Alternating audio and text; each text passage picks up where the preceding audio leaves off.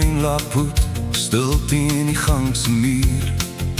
Hy wag asof sy eienaar net buite is vir 'n uur.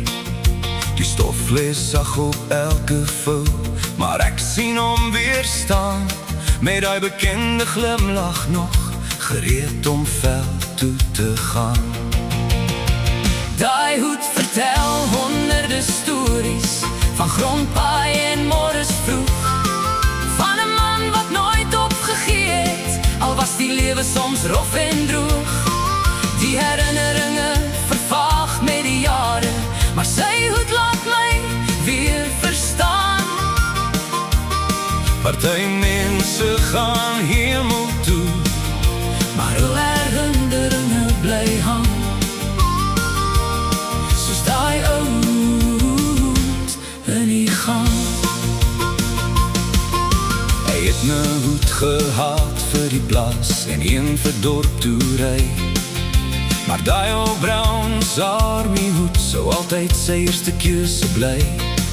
As die flenters te veel word, het maar dit met liefde gelap.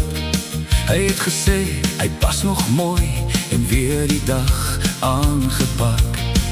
Toe die hoed se rande sag begin raak,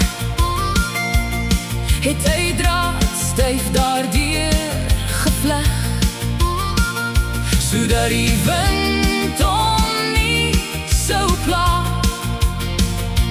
Op sy motorfiets se pad deur die veld.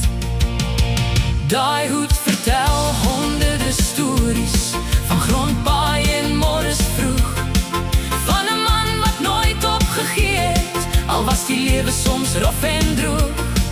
Die herinneringe vervaag met die jare, maar sy hoed laat my weer verstaan.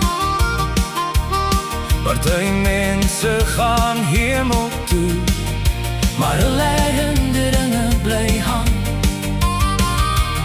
soos daai ou hoed in die gang.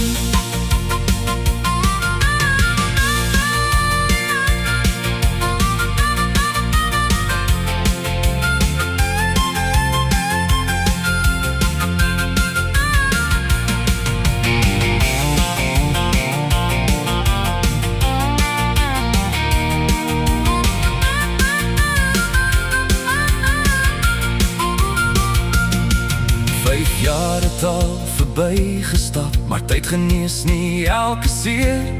Want elke keer as ek daar langs loop, voel dit of hy huis toe keer. Daar hang 'n ou bruin lapoet, stil teen die gang se muur. En in my hart sal my pa omdra, vir ewig, tot ons weer ontmoet.